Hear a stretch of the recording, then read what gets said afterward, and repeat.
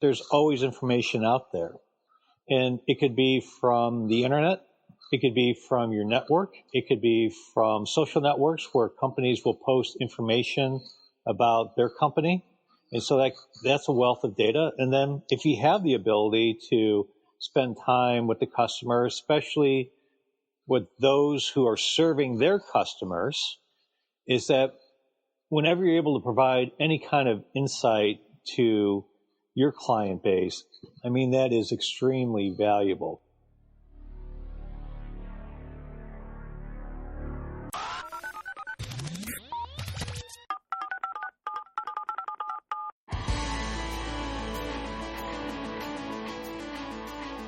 Episode 42 with John Ulrich. He's the Vice President of National Accounts at Alto-Shaam. John's just one of the nicest people you're going to meet. His style, his thoroughness, his attention to detail, you can really see how that served him well in this Vice President role, running the sales organization in his past when he was in sales. John breaks down the concept of really getting ahead by taking learning and development into your own hands. And he's going to break it down for us into three phases. Number one, he's going to explain to us the philosophy of why. Why is it important to ask the question why? How do we use why and curiosity in our business to uncover opportunities for growth? Second area is how he applied that to sales for him in his organization in a segment that we'll call Fanatical Prospecting. And third, how to overcome biases in hiring. Guys, if you're really enjoying the podcast, subscribe wherever you subscribe to your podcast, iTunes or Spotify. Give it a like, give it a rating, share it. Let's get these influencers' message spreading far and wide. Okay, stay tuned for today's episode. Today's guest, John Ulrich, has joined me to discuss a very important topic about how we take learning and development into our own hands, and then, of course, implementing and developing those, systems and ways to push the new ideas out to get new results. But he's also going to show us a little bit more in terms of how he thinks, like what are some of the most important elements or kind of big rocks for learning and development that we should be taking on. So, John, no pressure. Welcome to Winning at Work.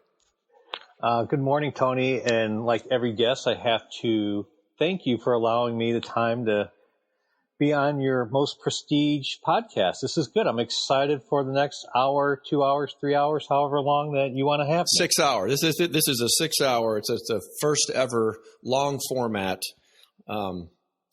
So, yeah, we just lost half our listeners. So good job, John. Way to start it off for us. No, in all seriousness, we were kind of talking offline and we were kind of throwing out our favorite quotes. And one that came to me was, genius is the ability to put into effect what is in the mind. And that's by F. Scott Fitzgerald. I actually think Mark Twain has quoted that as well. And I think that really characterizes really what you kind of wanted to kind of share with me and the listeners. So, in your current business, what are some of the practical, ideas you've had to take on and then kind of implement throughout your organization as head of sales? Really good question. And let me give you a little bit of context on why it's important to continue to learn and refine your skills. Is that essentially it's all about reacting to change. Is that change happens every day, and it can be gradual or it can be a sudden event, kind of like COVID. And so you just need to be able to keep an open mindset to be able to detect when change occurs. And so if you don't, then you have the opportunity to miss opportunities. And you see this so many times in business. There's so many examples where people held on to the past or continually do things that worked in the past that become obsolete. So you can name like Kodak. And Nokia, just companies that were leaders at the time that no longer perched as industry titans. So the main thing is just continually to detect those signals of change.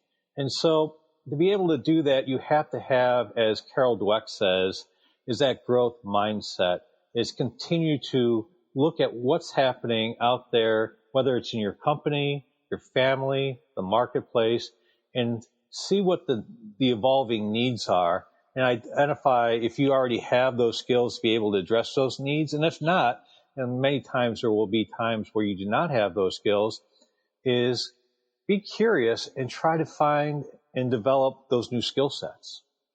This is probably an exercise that could be done, individually, or it could be done as a brainstorming session. What's kind of worked for you? So it's really, and it goes back to what we learned as children, or what's naturally innate in children, is just asking questions and asking why, and trying to understand how the world works, and ask yourself, is this still true today?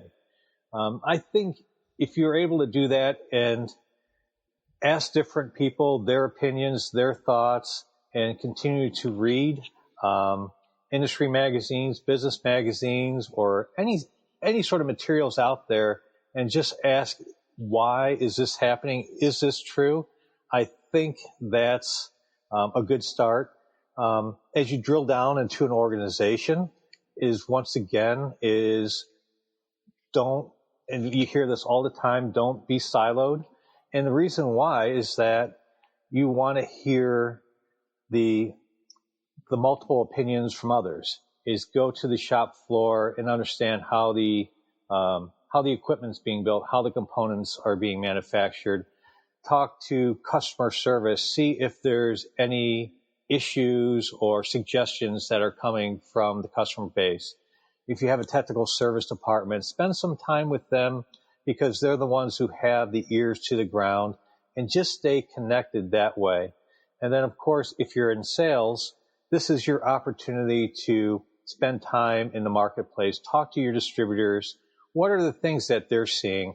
How is their business being transformed by COVID, or by the industry trends, whether it be competition, mergers and acquisitions? Ask them. And then also, of course, spend time with your customers and really keep asking some of those detailed questions, and don't feel restricted about asking some of the hard questions, because that's where it's actually even a benefit to them, because it makes them think as well. So those are just some ideas in general about how to continue to look for new information and try to see what the marketplace is and what it will be. Well, you've helped shift my mind already, because you see, I was approaching it maybe from this old standpoint of, okay, well, now we're going to learn. Well, I think you're really throwing that model out, and you're saying it's a mindset. It really should just be kind of part of your being. And it's like, no, well, not now I'm going to do this, but it's just part of your essence. You're just constantly asking that why. That actually helped me. Yeah, absolutely, Cone. I do feel like you've got to have that essence, as you said, because that's what's going to drive you to start learning. And so whether if you need a new skill, is having that essence, that drive to pick up a book on project management, how to better prospect, how to better collaborate with others, how to improve your emotional intelligence so that you're better able to collaborate with your colleagues. So I do feel like the first part is just having that motivation to do it. And then, of course, then it's just having the right methods and the right approach thereafter. Well, I think you were describing in your own business that there have been several opportunities and needs for this process. At my previous company, it was my first time as a sales manager where I had a team that was reporting up to me. And of course, going through sports and just watching or even experiencing my bosses, who were all great, you definitely learn things, but it's kind of like a collection of ideas and concepts that are not really super organized. It's just a bunch of sentences that are best practices, but it's not a full paragraph or a full page yet. So what I ended up doing is I read several books about how to better manage the team. So books like Start With Why by Simon Sinek, The Effective Executive with Peter Drucker, and The Coaching Habit by Michael Stainer. And of course, Harvard Business Review has always got some great articles. And for about a month, I really just poured into those resources, took a bunch of notes, and then ultimately had my philosophy that then was able to apply to the business. So that's just one example of how I recognize that I did not have the skills or the complete skill set to be able to really kind of lead and direct the team. And so that was an opportunity for me to really improve myself through learning and then apply it to the organization. As a leader, you have to continue to ask yourself those questions. And once you set a program in place, is that you have to continue to evaluate it as well to make sure that it's a benefit to the organization and also to the employee as well. As are they feeling fulfilled about what they're doing? Are their contributions actually leading to results? And is the organization actually getting some benefit from these new work methods? There's a new book that I'm reading now called Here, Path, There, and it's all about servant leadership. And it really kind of turns this whole model of managing a team upside down. It's, kind of that classical view of management is, there's a pyramid and the management leadership's at the top and then it kind of filters down. This takes that whole model and flips it upside down into an upside down V. And the role of the leader is simply to support the team. So I'll be kind of curious to go back and look at some of these books as well. We all know Simon Sinek and Peter Drucker. I'm not familiar with Michael Stainer. I'll have to go back and look at that. But any particular takeaways, any particular thoughts? I'm kind of putting you on the spot. Is there anything that kind of has resonated with you that you've really made your own now, that is now your paragraph, as you were saying? Yeah, the paragraph. And a lot of it is servant leadership, but I think it's just realizing what the outcome is and starting backwards from there is one of the things that I like to say is doing the right thing the right way at the right time and making sure that every day that you start your day is that at least you have a clear path of what you want to do and you understand what the expected results are. I think if you approach it that way, then that really sets a good structure about how to go, what's the best path forward as far as some of the details within the what. What are the key initiatives? Who are the clients I need to contact? Who do I need to coordinate internally to be able to continue to win this business? What's your take on metrics? I think it's important, but you need to measure the right thing. And the reason why I say this is that during COVID is that my company wanted to increase the number of visits to our current clients to make sure that they're okay. And I think that's overall a really good idea. However, what I was seeing is that we had some dirty data because the sales, we were incentivizing the wrong thing on the salespeople. We're looking for the number of visits. And so where you are in a more of a rural location, you're probably only able realistically to get maybe 6 or 7 visits a day, if they're even there.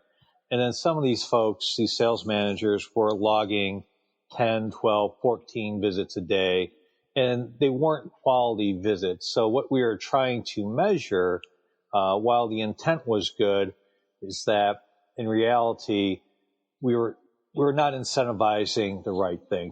How did you manage to see that there was quality rather than quantity. Because as you say, if you're out in the rural areas, you're going to, you're not on paper, you don't seem to be as productive as the person who's maybe in a more populated area.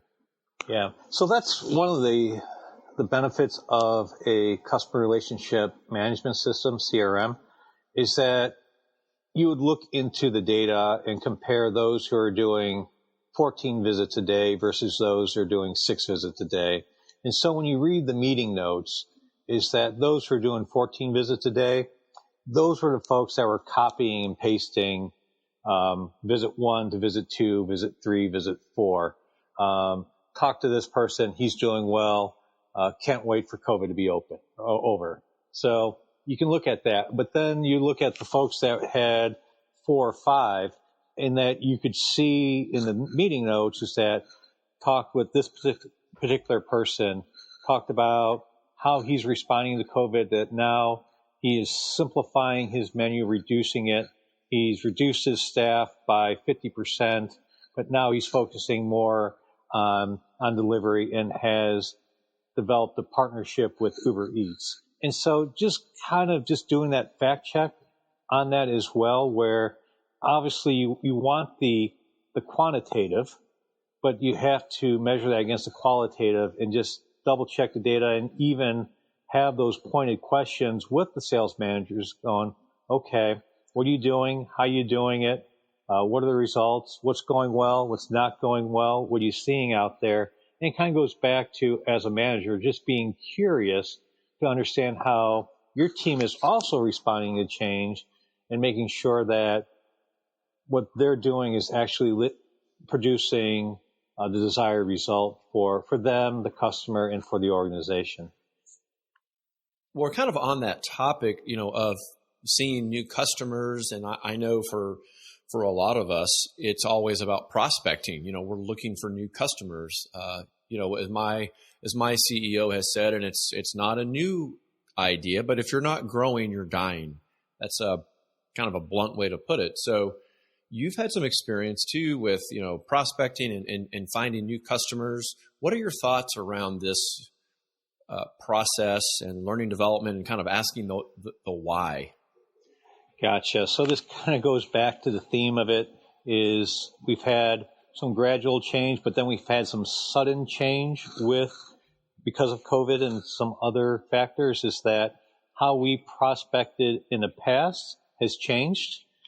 For example, in a lot of ways where we're now restricted to, we can no longer go into corporate offices. That used to be even 1 year ago, that's how we met with our clients. We visited them in the offices. We went to their test kitchen. We talked with everyone there. And we really got a better understanding of what was happening within the organization and what their current need state were. Now, with COVID, we've all been diffused back to our homes. And now primarily is that a lot of the communication is either over phone or over Zoom or Microsoft Teams. So that's changed the way that we've gone to market. However, there's still some things where the basic principles apply. And back in the day when we were trying to really develop our client base, I went back and did some research and figured out I did not have all the answers to how to properly prospect. So I read a couple books. One of them, which I highly recommend for any salesperson, is Fanatical Prospecting by Jeb Blount. And then, of course, there's always Korn Ferry, who used to be who acquired Miller Heiman. And there's always really good research there. But essentially, there's 4 things that you need to do. Is that one, you have to pick up the phone, make the phone call.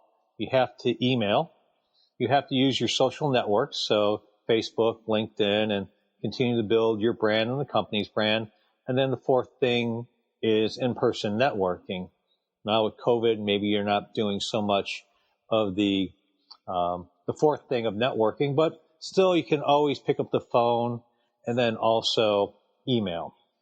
What I always believe that you need to do is that, especially from the beginning, and we've all heard you only have one chance to make a first impression is that you want to deliver value and trust as soon as possible within the sales cycle.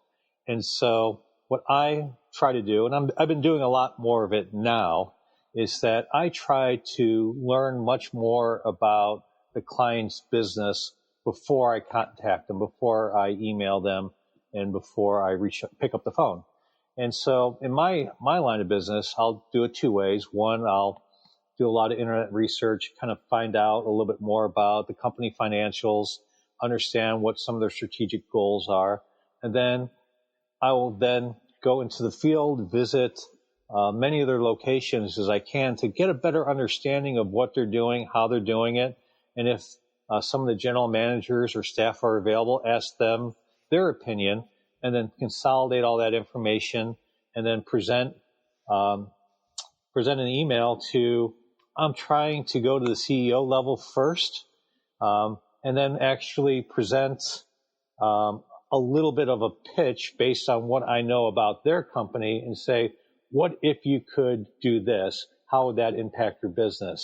And if this is something that you're interested in, let's talk a little bit more, because my company and myself, we've helped many within your peer group be able to grow their sales and improve customer satisfaction. So that's kind of how I've been approaching prospecting lately. And the results are mixed, but you have to always pick up the phone. That's the only thing that you can control at the end of the day, is how many prospects have you reached out to every day, every week?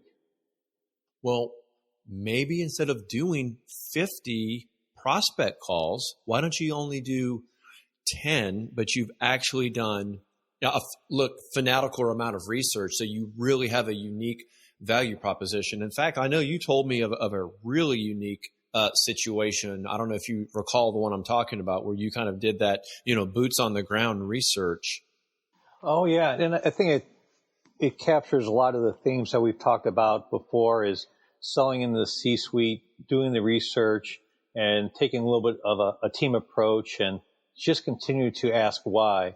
So during COVID, is that we had to change how we went to market as far as generating interest in our equipment. We can no longer do trade shows, and which probably we got 80% of our leads. And there was one particular convenience store that we really wanted to get into. We've heard about it. I've stopped there many times to get gas, and I just thought that this was a great opportunity to sell our product into. And I had a sales manager who kept calling the project manager or the category manager, but he was not getting any response. So I had done a lot of research on the industry, figuring out what some of the trends are, and obviously with gas and cigarettes, those sales going down, and that C-stores need to look for other revenue streams to continue their business, and freshly prepared food service is one of those.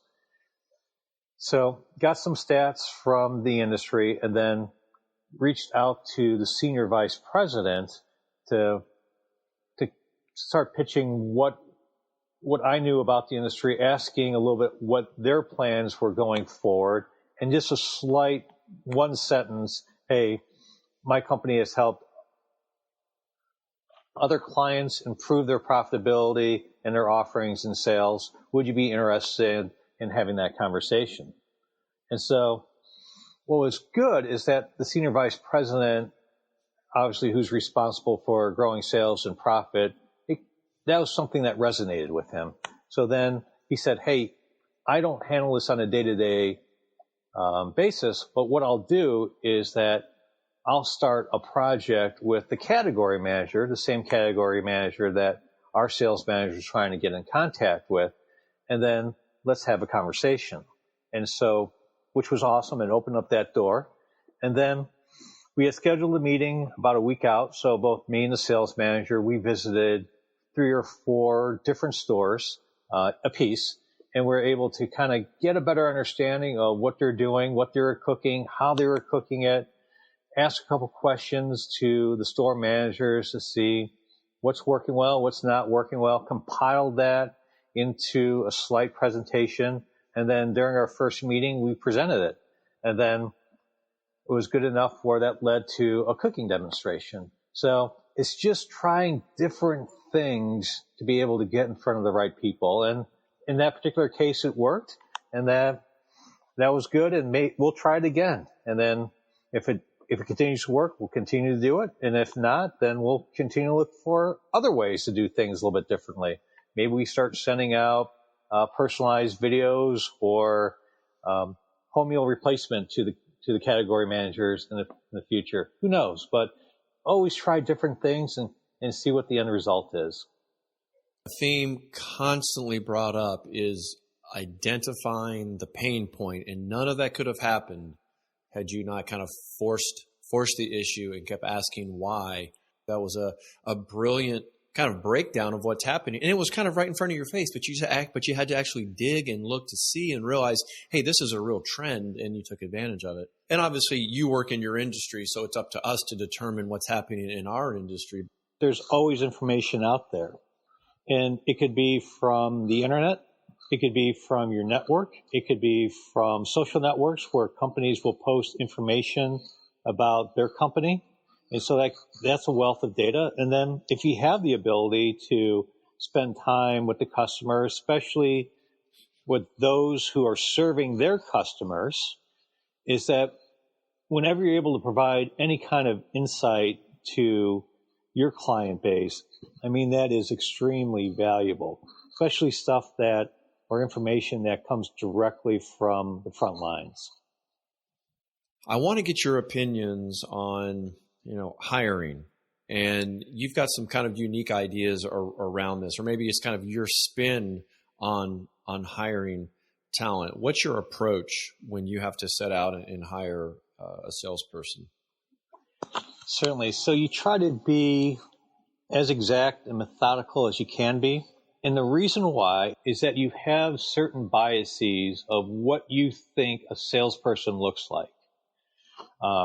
It is the bias of representativeness. So the salesperson comes in and he or she is well dressed, they speak very well, and they come off as very polished. And you go, hey, this is someone that we need to hire.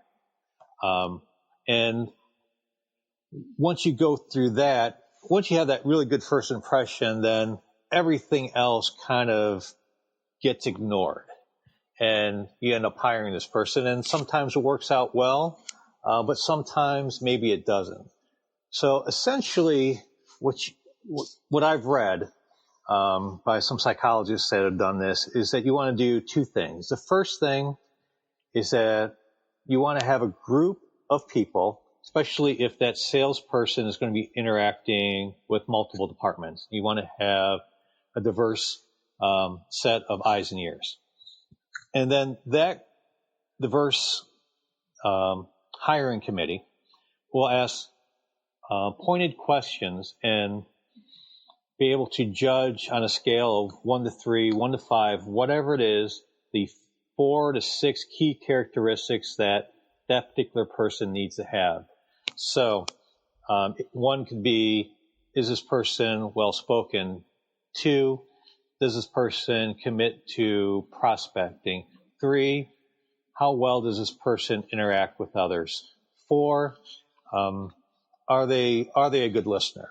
And so then each one of the people, they will rate the candidate on that scale. So that kind of takes out some of that bias, because now you're judging against a certain set of standards. The second thing you want to do is that you want to ask detailed questions to get beyond those buzzwords. Because it's really pretty simple to say that, hey, I'm a collaborator. I always look for the win-win.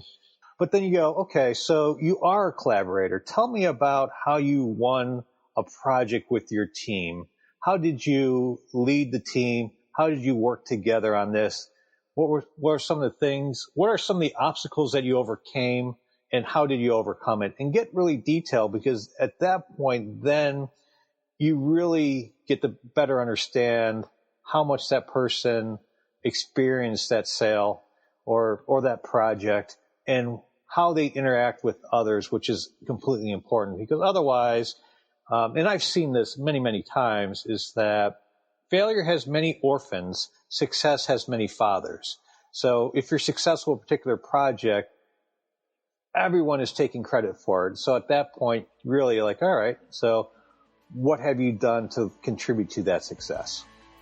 And I think really it's just remaining curious, right? Is how much do I really want to learn about this person? Am I invested in learning more, or am I just going to mentally short circuit myself to say, hey, this guy looks good, or this gal looks good, and I'm going to hire her? So yes, it's just remaining committed to learning. You know, I'm picking up a trait of yours, and you are definitely more detail oriented. I believe you're definitely more thorough, and that enables you to take on this idea of researching and digging deeper. And I think, you know, we as salespeople, we have to kind of recognize some of our tendencies. And I think you bring out this desire to prospect and be on the front end, but you also combine it with maybe a skill or a trait that is not always found in sales. And that is this, you know, attention to detail and thoroughness. And it's showing up very clearly that you have to have that aspect to yourself if you're going to be successful. And I think that shows up even in your hiring strategy of bringing in the team and building that interview guide or chart. And I use that as well. You know this much better than anyone else, is the cost of hiring and training someone is so high for an organization, and it takes a lot of resources to onboard and train, and maybe it's 6 months to 18 months before they first produce a sale. So there is a lot of reason, and yeah, there is a significant impact to the organization to make sure that you get the hiring process right. So anything you can do to improve your odds of hiring and training the right person, it just sets you better off from the beginning. Well, to your point, the cost of a bad hire increases exponentially as they move up into the organization. So it might only be 1x of their salary if they're an entry-level person, but as they move into management and senior management, it quickly becomes 3x, 4x their salary, just because of the time, the effort, the expenses, and the damage that they can do, and the lack of revenue that they generate. There's an assessment that I have recently taken that it has meant the world to me, and it has really helped me see myself even better. I have started working with a personal coach, and she typically has only coached women, but I've helped her. She's a Fortune 500 marketing executive, super sharp, and I placed her. You know, I helped her get a job, and we've stayed friends. And she has kind of found her calling as a purpose coach, and it's something that she does, kind of after hours and weekends. She just absolutely loves it. And we were talking, and I was thinking about having her come on the podcast and talk about some marketing principles. She says, marketing. She says, no. We need to talk about purpose coaching. And she says, and by the way, how'd you like to be my guinea pig? Because I typically, oh gosh. So anyway, where I'm going with all this is that I took an assessment called Clifton, the Clifton Strengths. So I don't know if anyone's ever, wanted to figure out a little better, take a closer look at themselves. It's super helpful. And I say that because Clifton Strengths, you can take it for like $50, but, the idea, John, is that everyone has 34 skills, traits, attributes. They show up in these different ways. And some of them, you don't have much at all, and others show up immediately. So that's another great tool when you're hiring a salesperson or someone is find an assessment that you like, that you've taken, that's given great insight into yourself, and play around with that, because I could really see using Clifton assessment of the Clifton skills to better help, analyze and see. One of my earlier podcast guests, Dr. Stephen Muller, I did a 4-part series with Dr. Stephen Muller. Shout out to Dr. Muller. And he lays out very specifically how to implement and put in an assessment program into your company. So you've got that tool at your disposal as well. So interesting. So Clifton assessment. So Tony, what did you learn about yourself? When I show up at home, at work, relationships, whoever I'm dealing with, I show up with, I want to build relationships first. To me, everything happens through relationships. Mm-hmm. And my number one skill or trait that shows up is what they call activator. And that is, okay. I want action. I want to get started. I want to go. I want to encourage, coach, energize, bring everybody together. And it kind of showed me ways that if I'm in a group setting and people are struggling with something, that's your time to step in and help people make a decision and get moving. And the second point or second trait that shows up very strongly in me is ideation. I love strategic thinking and dealing with abstract ideas, brainstorming. So you put those two things together, and I'm always trying to think of new ways to do things. And then I want to go do them. And that's what this podcast is. I just, over a year ago, I saw this was happening. This was a trend. And as I told you when we first met, there's just too many great ideas out there. I wanted to get them done. And so I spent a little bit of time researching, and I just started it. And I thought, I'll figure it out as I go. That's pretty impressive. So how has the podcasting experiment gone for you, being an activator and ideator? You feeling good about this? What have you learned? Well, I love it. It's a labor of love, because to have a super successful podcast, you probably have to have a whole team of people, marketing and editing. I do everything myself. I figured out all the technology, all the editing tools, and I do everything myself, and all the, intro music. I figured everything out. I just do it. You're not going to do something if you're not passionate about it. And so, I'm passionate about it. I love meeting people. It fits my purpose, and my purpose is to meet people, to help people, to coach people. So this, I am discovering, is just another vehicle for me to kind of express, my purpose. And that is, bringing in people like you who are highly successful and running teams and solving problems and getting that information out, and having me be in the middle of it and talking and kind of generating interest around that. It's just kind of a natural thing for me. It's just like breathing air, and it's just another great way for me to do that. So, and you're the first person who's actually asked me about it. So kudos to Mr. Ulrich. No, it's pretty fascinating. I have another question too, is that has there been like any unexpected discovery, anything at the end of a podcast and go, wow, that was really, really awesome. I'm so glad I started this podcast, because otherwise this never would have happened to me. It's just hearing, people speak from the heart, how they're able to, overcome life's challenges. And in some cases, they'll magnify God, for example. This is not necessarily a religious podcast.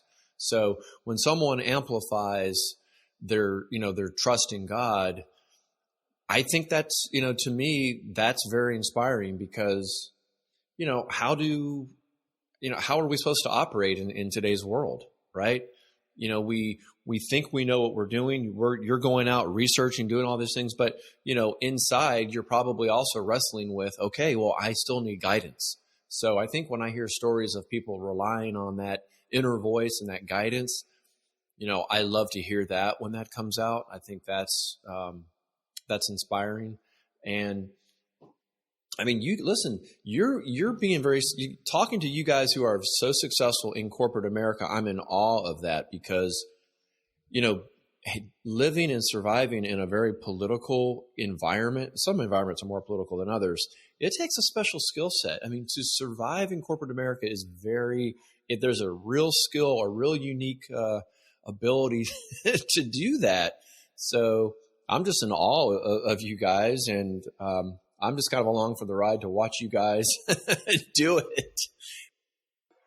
No, but it was a really good summary. And what I heard from there is just you're just talking with different people. Like, as you have your purpose, is that you're being exposed to other people who have a purpose, whether it's God or helping other people, whatever happens to be. And that's where you're forming those connections on these podcasts. At least that's what I heard. That's the thing. I love making relationships, and everything to me flows out of relationships. And this podcast truly does, for me, have multiple purposes. It's really for the person driving into work or work, they're making dinner in the kitchen, and they pick up some ideas that they can take and use. And like you dropped a lot of great information about different books. Someone's going to hear that and they're going to go look up Peter Drucker, and they're going to discover someone that they didn't know. And that makes an impact in their life, and that impacts the people that they work with and the company they work for. So literally that, helps everyone. And I think that's truly, I feel like everyone's purpose in life is to help people. And so how do you go about doing that? And for me, this is one way that I can express that is through the podcast and kind of helping disseminate that information. But listen, I'm also in the business of recruiting, and I always look for new clients that are hiring. I'm always looking for, getting referred to great candidates. And so this podcast helps me do that, because if I'm trying to recruit someone in food service, I might send over an episode of someone that I've spoken to in food service, and they realize, hey, this guy is different. He's unique. He's a thought leader.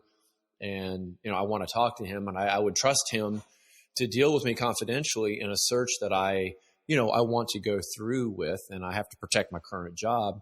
And of course, I want people who are in positions of hiring to also listen to this and say, this is someone that I would like to represent my company to help me attract people. And has it worked out pretty well for you? Have you seen increase of business or improved relationships where you feel like you'll have a better shot at winning some more business in the future? The proof will be in the pudding. We'll see. I feel like I am definitely making better relationships with people that I would not have otherwise met or had an opportunity to speak with. And it's definitely kind of increasing, my awareness. It's helping me be more authentic, so people can definitely learn more about me before they even decide to work with me. They can just kind of listen to me on the podcast. Pretty cool. It is pretty cool. So maybe there's a future for John behind a mic as well. I don't know. I don't know if I can be that compelling or interesting to any audience, but we'll see. Well, we'll find out. Yeah, no doubt. We'll find out as half the listeners dropped. No, just kidding. Tell us about your company and what you guys are doing. I want you to give yourself a little marketing promo here. So I'm just going to jump into that. Just tell us a little bit about what you do. So again, John, I'm so grateful that you took some time with us today. Please tell us a little bit more about your company, what you're doing. And if your company is hiring, tell us what it is that you guys are looking for, maybe some of the skills and traits, and how they can find you and how they can kind of get to you.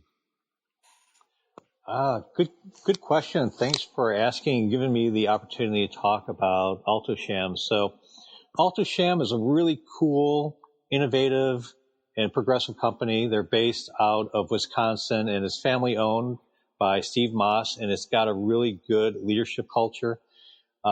He really does believe that it's a family and that he treats everyone as such. It's very common that you'll see him walking on the factory floor, because he grew up there on the factory floor, talking with everyone, understanding a little bit about why they love coming into work every day. And he also, like what I was saying earlier, he gets feedback from everyone in the organization, from the maintenance staff to those who are operating the machines, to those who are working in marketing and sales, and even his partners as well. So he's very, very engaged, and that approach permeates through the rest of the organization, where we continue to look at new ways to bring relevant innovation to the marketplace. And typically we do more, we apply heat to food. So whether it's cooking it in an innovative way where it's a little bit faster, more consistent, more delicious, so that the consumer enjoys their food a little bit more from the restaurant, the supermarket, convenience store, or the hotel. We make sure that whoever's serving the food is serving the best possible food. And then also, sometimes you have to hold the food. a lot of the ghost kitchens, those, you hear a lot about ghost kitchens where you produce food in advance for 5 or 6 or 7 different restaurants, and then those are delivered. Well, you can't cook everything on demand for every single internet order, so you have to cook and hold. And you want to make sure that that food is as good coming out of the holding cabinet after 30 minutes or an hour as it came just off the oven. So that's a little bit about what Alto-Shaam does, is just produces really great innovative equipment that makes a difference to our customers, whether it be on the food side, just bringing better food, or even on the profitability side as well. And there is definitely a lot of passion within the organization. I was traveling with a sales manager over the week, and we were in front of a customer, a brand new customer, and he kept welcoming the new customer to the Alto-Shaam family. And he said it 3 or 4 times, and he generally meant it. And so I feel like that having those connections, those relationships like you like to develop, is something that our entire organization attempts to do. I think it's great that you're actually out doing sales calls. Wow, that's great. I mean, to me, that's a great sign that, maybe business is starting to return to normal. And so what I'm going to do, I'm going to put a link to Alto-Shaam in the comment section and in the bar so people can come and find it. I'm going to tag also the career section because it looks like you guys have several things open in Wisconsin. I don't see anything in sales per se, but if there are salespeople out there that, kind of resonate with this, I'm going to encourage them to, find you and kind of get networked to you for that next opportunity when that opens up. John, thank you so much for being here. And I love your approach to, asking why, being curious, and never stopping that, learning and development and implementing, those changes to an ever-changing, landscape. Yeah, this was great, Tony. Thank you for allowing me on the podcast. This was definitely time well spent. So thanks for listening to me. And also thanks for teaching me a few things as well. Just whether it be the Clifton assessment or just a little bit about hiring and the impact of hiring to an organization. I came back with a few nuggets as well. So thank you very much on that. You're welcome. We'll talk to you soon. You bet, Tony. Catch you later, my friend.